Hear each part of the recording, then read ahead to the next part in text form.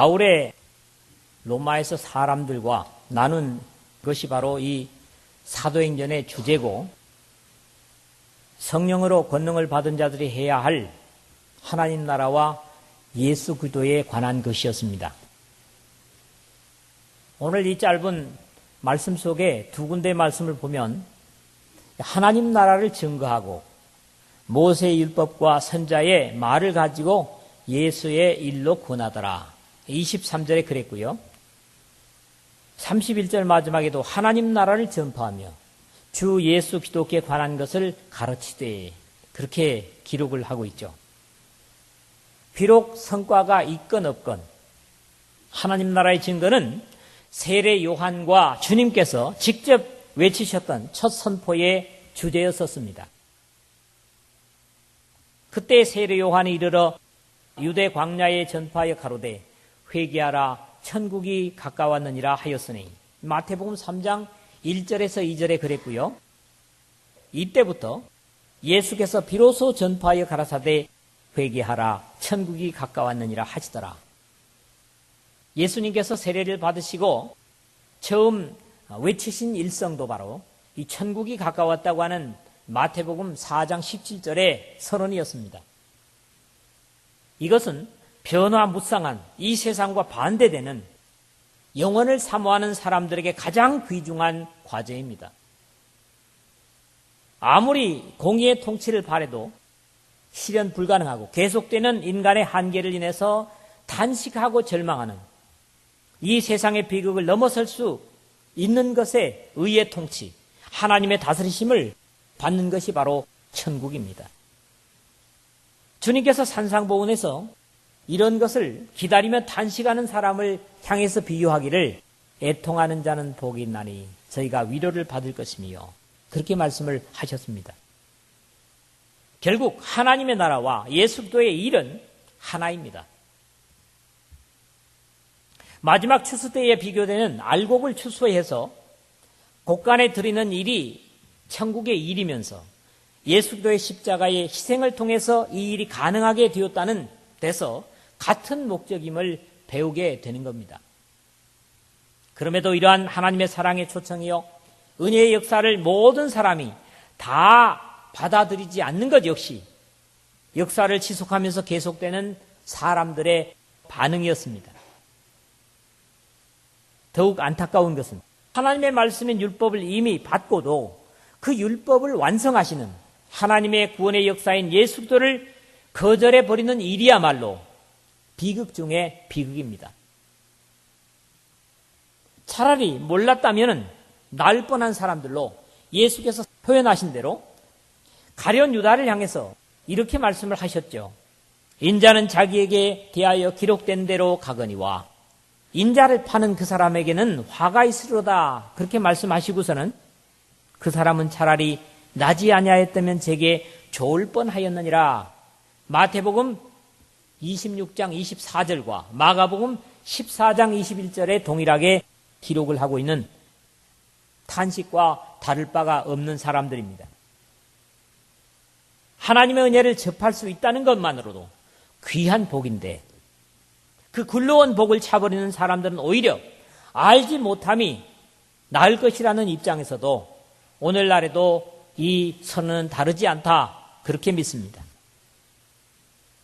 차라리 몰랐더라면 그래서 어쩔 수 없었다고 하겠지만 알고도 잃어버리는 안타까움이 오늘 이 말씀을 듣는 여러분들에게는 없으시기를 주님의 이름으로 부탁을 드립니다. 세 군데 말씀으로 오늘도 이 말씀을 나누겠습니다.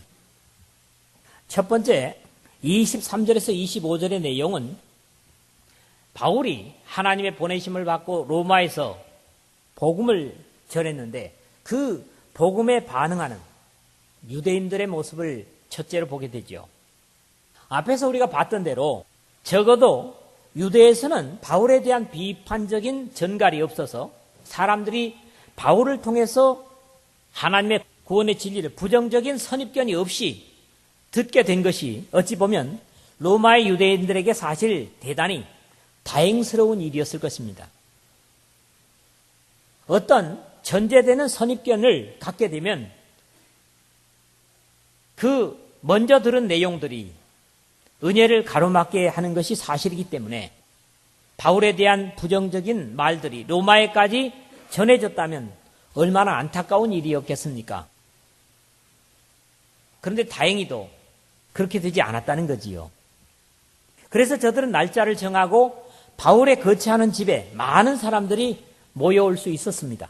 만약에 바울이라는 사람이 이런 우리의 율법을 파괴하고 예수라고 하는 새로운 어떤 지도자를 세우면서 하나님의 약속을 헛되게 만든다, 이런 이야기를 들었다면 아마 찾아오지도 않았을 것이죠. 바울은 이들에게 아침부터 저녁까지 뭡니까? 하루 온종일 오로지 하나님 나라, 즉 영생의 약속을 증거하고 강론했다고 기록을 하고 있습니다. 여기서도 분명한 복음의 메시지의 목적이 있습니다. 하나님 나라와 영생, 즉 예수 그리스도, 그 하나님 나라의 완성을 이루신 예수 그리스도, 그를 통해서 들어갈 수 있는 예수 그리스도를 증거하고 강론했다는 거지요. 바울은 이미 저들이 잘 알고 있는 모세의 율법과 선자들의 글을 가지고 예수님의 일을 구원했다고 기록을 하고 있습니다. 사실 예수 그리스도께서도 직접 말씀하셨지만 너희가 성경에서 영생을 얻는 줄 생각하고 성경을 상고하거니와 이 성경이 곧 내게 대하여 증거하는 것이로다. 요한복음 5장 39절의 말씀처럼 율법도 선지서도 그리고 구약의 모든 역사서도 바로 그 초점이, 그 화살표가 예수께 맞춰져 있다는 것이죠. 즉 성경은 메시아의 오심과 그를 통한 예언의 성취였지만 그 약속의 결과로 오신 예수 그리스도를 알지 못했고 이해할 수 없어서 거절했던 것이 사실입니다. 사실 복음의 궁극적인 목적은 하나님 나라이고 그 하나님 나라가 예수 그리스도를 통해서 구체적으로 나타났고 주님의 십자가의 죽으심과 부활을 통해서 확정되었습니다. 뿐만 아니라 재림으로 완성될 것이라는 것이 우리 성경이 줄기차게 증거하는 기독교의 가르침의 핵심입니다. 그러나 유대인들이 기대해왔던 하나님의 나라는 하나님의 약속 그대로가 아니었습니다. 자신들 나름대로 민족주의적이고 정치적으로 바라는 것이 있었기 때문에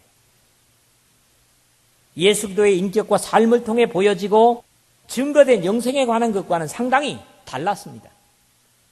그렇기 때문에 저들에게는 받아들이기가 어려웠던 것이죠. 이미 저들이 가지고 있는 메시아관이 다른 것이었기 때문에 이해할 수 없었고 예수님의 가르침이나 하는 행동들이 이해할 수 없었고 받아들일 수 없었던 것입니다. 그런 이유에서 바울은 예수의 일로 구원하더라. 이 구원하더라고 하는 말이 좀 의미가 깊습니다. 페이도 그런 말인데 참이나 거짓을 설득시킨다는 말이에요. 그러니까 단순히 예수님을 전하는 것이 아니고 아침부터 저녁까지 율법과 선자의 글을 가지고 저들을 예수님을 알도록 설득시켰다는 말입니다. 그런 강한 뜻을 가지는 낱말에서도 우리가 이해를 할 수 있다는 거죠. 아침부터 저녁까지 바울은 저들에게 아주 익숙한 율법과 선자들의 말씀을 통해서 예수께서 그리스도이심을 증거했지만 그 결과는 여전히 기대에 미치지 못하는 것이었습니다.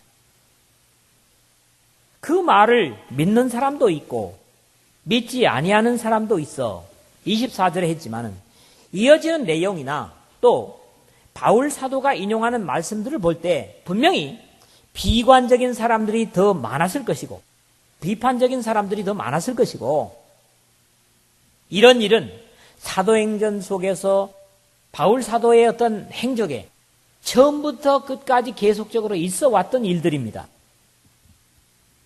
먼저 14장 4절에 보면 그렇죠. 그 성내 무리가 나뉘어 유대인을 쫓는 자도 있고 두 사도를 쫓는 자도 있는지라. 그랬죠? 그 다음에 17장 5절에 그러나 유대인들은 시기하여 저자의 어떤 괴약한 사람들을 데리고 때를 지어 성을 소동케 하여. 이게 다 뭡니까? 말씀을 듣는 반응입니다. 어떤 사람들은 마음이 굳어 순종치 않고 무리 앞에서 이 도를 비방하거늘 바로 유대 회당에 들어가서 말씀을 전했는데 나오는 반응입니다. 이게 에베소에 있었던 일이죠. 사도행전 역시 19장 9절의 말씀입니다. 언제나 택함 받았다고 하는 저들은 복음에는 반대편에 서는 자들이 더 많았다는 겁니다.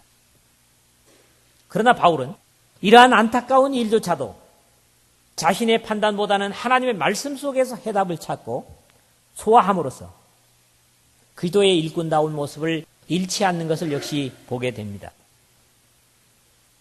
서로 맞지 아니하여 흩어질 때에 바울이 한 말로 일러 가로되 성령이 선자 이사야로 너희 조상들에게 말씀하신 것이 옳도다. 25절에 그랬죠. 이런 부정적인 말씀으로 위로를 삼으면서 바울의 마음은 얼마나 안타까웠을까 생각을 해봅니다. 오늘도 열심히 하나님 앞에 기도하면서 준비된 말씀을 듣지 못하고 은혜로 받지 못하는 그런 모습들을 보면 저도 같은 안타까움을 갖습니다. 죄수의 모습으로 로마에까지 와서 구원의 진리를 전하려 하지만 그것을 받아들이지 못하고 팽개치는 저들의 좁은 소견과 영혼을 탄식함으로 안타까워하는 그런 바울의 모습을 이 첫 부분에서 우리가 상상하게 됩니다. 두 번째 부분은 26절에서 29절이죠. 앞에서 이런 부분을 우리가 나눴습니다. 하나님의 약속된 말씀이 긍정적으로, 부언적으로 나타나는 그런 결과들이 있는가 하면 선자를 통한 예언의 부정적인 응답, 일어나지 않았으면 좋았을 그런 응답, 역시 바울이 로마에서도 복음을 전할 때 나타났다고 하는 것을 보는 거지요. 안타까움으로 예언한 이 말씀은 하나님께서 선지자 이사야를 보내신다고 해도 백성들은 이미 그 이사야에 전하는 말씀을 거절할 것이기 때문에 절망할 필요가 없음을 이사야에게 격려하면서 주신 말씀이었습니다. 본래의 말씀이 말이죠. 본래의 내용을 보면 이렇습니다. 여호와께서 가라사대 가서 이 백성에게 이르기를 너희가 듣기는 들어도 깨닫지 못할 것이요 보기는 보아도 알지 못하리라 하여 이 백성의 마음으로 둔하게 하며 그 귀가 막히고 눈이 감기게 하라. 염려컨대 그들이 눈으로 보고 귀로 듣고 마음으로 깨닫고 다시 돌아와서 고침을 받을까 하노라. 이사야서 6장 9절에서 10절의 말씀입니다.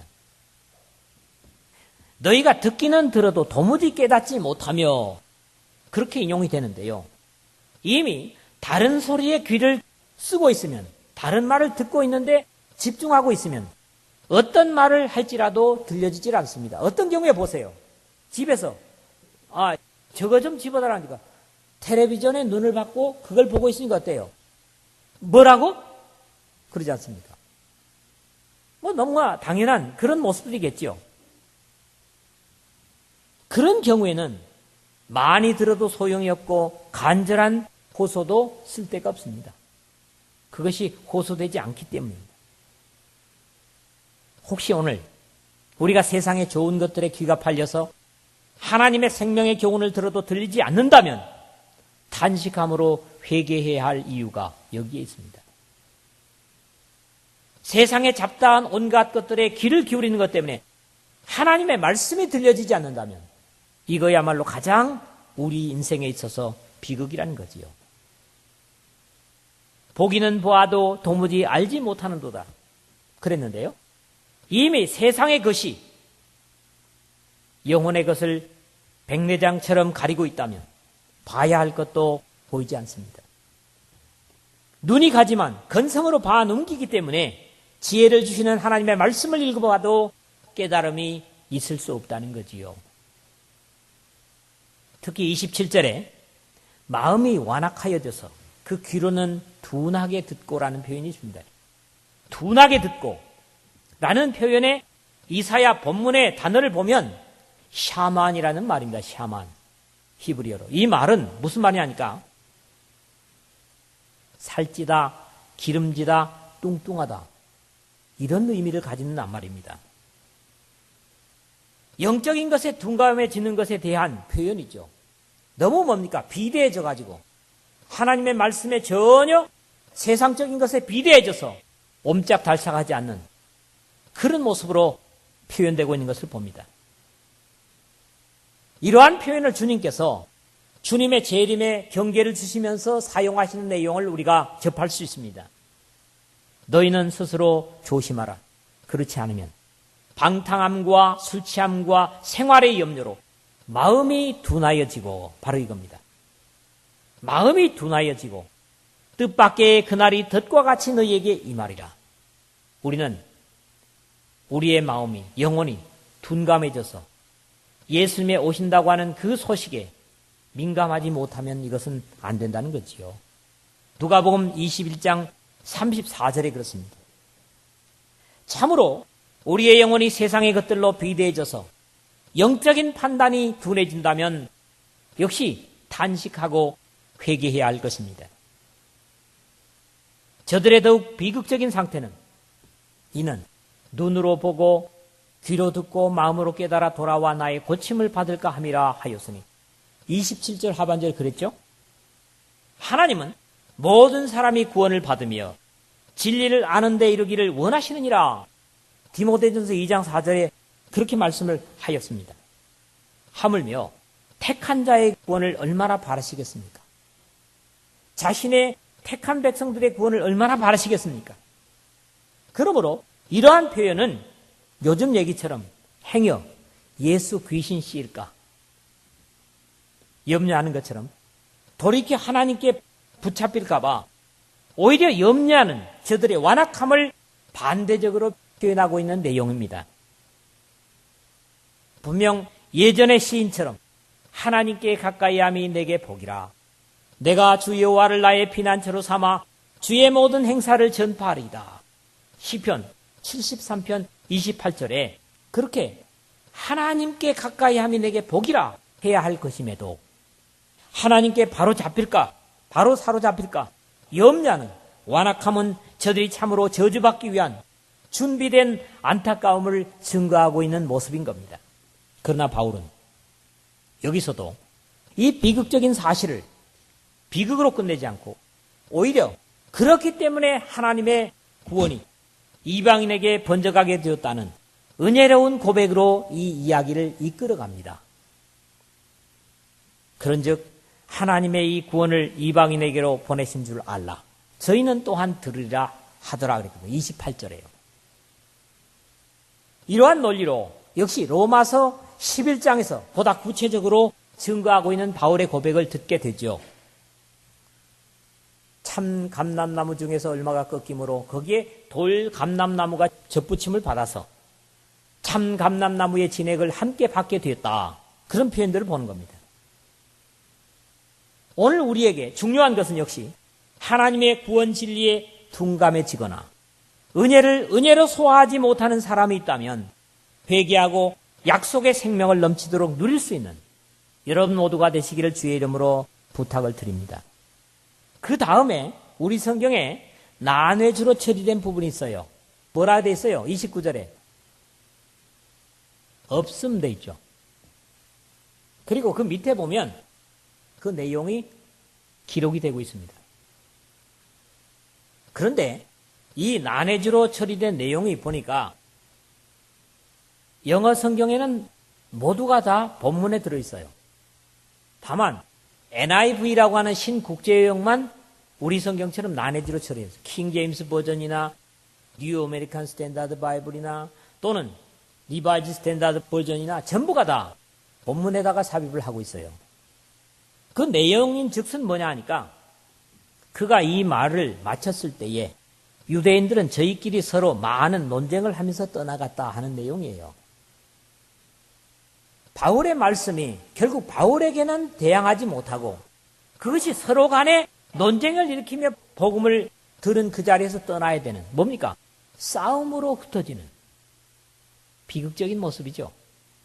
결코 우리가 그런 모습으로 우리의 모임을 흩어서는 안 되겠죠. 세계 모든 사람들로 화평을 이루는 말씀을 듣고도 분쟁으로 나아감이 비극이었다는 거지요. 역시 은혜를 소화하지 못하는 안타까운 모습입니다. 세 번째 마지막으로 30절, 31절 두 절을 보겠는데요. 하나님께서 로마에 마련하신 바울의 역할을 바울은 이제 로마의 죄수로 갔지만 죄수가 아닌 당당하고 자연스러운 모습으로 그것을 감당하는 그런 내용을 보는 거지요. 이 사도행전을 쓰고 있는 누가는 결국 세계 중심인 로마에 가 있는 바울을 통해서 복음이 모든 사람들에게 증거됨을 기록하는 것으로 마무리를 하고 있습니다. 예루살렘에서부터 유대인들의 증거가 불충분한 바울의 고발은 결국 자신들의 패소가 분명할 것이기 때문에 더 이상 이 바울의 상소이나 재판에 상관치 않는 것 같습니다. 그러는 동안 바울은 온 2년 동안 감옥이 아닌 새로 얻은 집에서 복음에 관심을 갖고 바울을 찾는 무슨 일로 로마에 왔든지 이 로마에 머물거나 거쳐가는 사람들을 인종이나 계급에 관여하지 않고 복음을 나눠주는 일을 계속할 수 있음을 봅니다.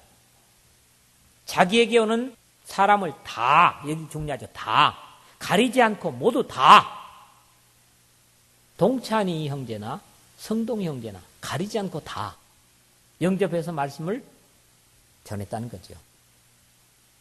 바울이 온 이태를 자기 셋집에 유하며 자기에게 오는 사람을 다 영접하고 사람도 이렇게 생각할 수 있어요. 바울이 지금 로마에 무슨 모습으로 갔어요? 죄수의 모습으로 갔다고. 그렇잖아요? 그런데 바울이 어디에서 돈이 나서 셋집을 얻고 이 일을 계속할 수 있었을까? 궁금하긴 하지요. 사실 그렇습니다. 로마라는 데가 세계 중심이다 보니까 요즘 전셋값이 얼마나 뜁니까? 아마 집세가 비쌌을 거예요. 로마에서. 그렇지 않았겠어요? 부산보다는 서울이 비교되지 않게 비싸잖아요. 그때 당시에 뭡니까? 세계 서울이 로마거든요. 많은 전세금을 들이고 아마 세를 얻었을 거예요. 근데 그 돈이 다 어디서 났겠는가? 많은 이야기가 있을 수 있겠지만은 빌립보 교회같이 기꺼이 사람과 물질을 로마에 있는 바울 사도에게 보내는 교회들의 후원으로 가능했을 것이라는 내용이 설득을 갖습니다. 성경이 그걸 우리에게 가르쳐주고 있죠. 또 내가 너희를 섬기기 위하여 다른 여러 교회에서 요를 받은 것이 탈취한 것이라는 고린도후서 11장 8절의 기록도 이것을 뒷받침하고 있습니다. 결국 복음을 증거하기 위해서 바울은 처음에는 아닐지라도 나중에는 교회들로부터 요즘 말하는 뭡니까? 서포트, 지원을 받아서 이 일을 계속할 수 있었을 것이다 하는 확신을 갖는 거지요. 자기에게 오는 사람을 다 영접하고 있는데 복음은 절대로 사람을 차별하지 않습니다. 구원을 사모하는 누구든지 하나님은 거절치 않으십니다. 얼마나 감사합니까? 다만 경우에 따라서 사람들이 구별하고 나눌 뿐이지 하나님의 사랑은 누구에게도 제한되지 않으며 예수도의 십자가의 보혈은 그것을 의지하는 누구에게든지 능력과 효력과 구원을 나타냅니다. 이게 확신이죠. 그런 이유에서 담대히 하나님 나라를 전파하며 주 예수 기독교에 관한 것을 가르치되 그 많은 사람이 없었더라. 31절에 그렇게 기록이 됩니다. 드디어 복음을 위하여 헌신하는 바울에게 하나님은 나에게 큰 문이 활짝 열려서 일을 많이 할 수 있는 기회가 왔습니다. 고린도전서 16장 9절. 그게 우리가 가진 성경에서 뭐라고 합니까? 내게 광대하고 공효를 이루는 문이 열리고라고 돼 있어요. 라는 감격을 고백하는 것처럼 이제 로마에서의 복음 증거에는 그동안 수없이 그를 방해했던 유대인들도 그리고 이방인들도 에베소의 은감색들도 더 이상 방해할 수가 없었습니다. 왜냐하면 로마에서의 복음 증거는 세계를 향한 것이고 그것은 적어도 예수 그리스도의 희생의 열매이며 가치이기 때문이었습니다. 복음과는 완전히 다른 로마의 법도 율법을 안다고 그동안 수없이 바울을 정죄하며 방해하던 같은 동족 유대인들도 당시의 최고의 추앙의 대상이었던 헬라의 철학자들도 방해하지 못한 것은 복음의 후원자가 사람이 아니라 바로 창조주 하나님이기 때문이었습니다.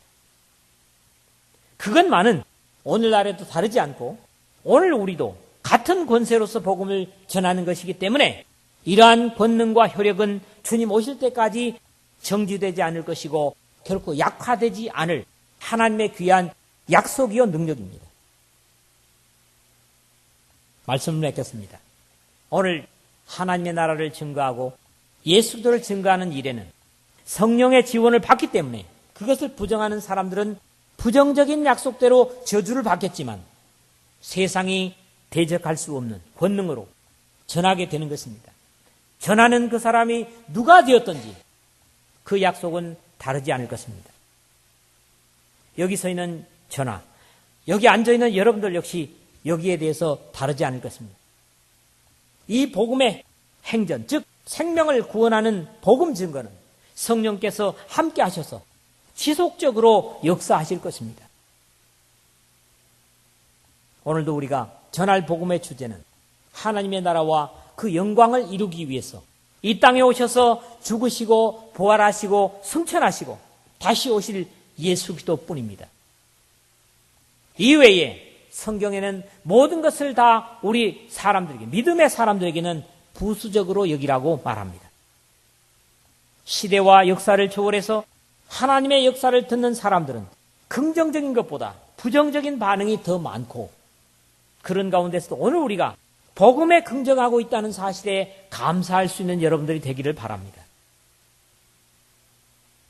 저들의 복음에 대한 거절은 단순한 거절이 아니라 그것 또한 예언서에 기록된 말씀을 이루는 모습이라는 데서 비극적이고 부정적인 말씀이 응답이라는 그런 안타까운 모습을 말씀을 듣고도 부정하는 사람들에게서 보는 것이죠. 구원을 이루는 무리 속에서 말씀을 이루는 우리 모두는 그렇기 때문에 감사를 충만히 가질 수 있는 이유가 되는 것이죠. 하나님께서 책임지시고 보증하시는 복음의 증거에 반항할 어떤 세력도 이 우주 속에 존재하지 않습니다. 내가 확신하노니 사망이나 생명이나 천사들이나 권세자들이나 현재일이나 장래일이나 능력이나 높음이나 깊음이나 다른 아무 피조물이라도 우리를 우리 주 예수 그리스도 안에 있는 하나님의 사랑에서 끊을 수 없으리라는 로마서 8장 38절 39절은 바로 복음을 가지고 외치는 그들을 대항할 세력이 없다고 하는 하나님의 확실한 보증이요 약속임을 우리가 오늘도 확신할 수가 있는 것입니다. 이런 능력과 권능으로 이 교회는 마지막을 향해서 구원의 진리를 증거하도록 우리가 사명을 받았고 이 사명을 행할 때 성령께서 세상 끝날까지 능력으로 함께 하실 것입니다. 오늘 우리의 신앙 속에 계속 성령의 행전을 기록해 갈 수 있는 또 우리의 교회 속에 이 성령의 역사를 지속적으로 기록해 갈 수 있는 그런 이 말씀을 듣는 저와 여러분 되시기를 주의 이름으로 축원을 드립니다.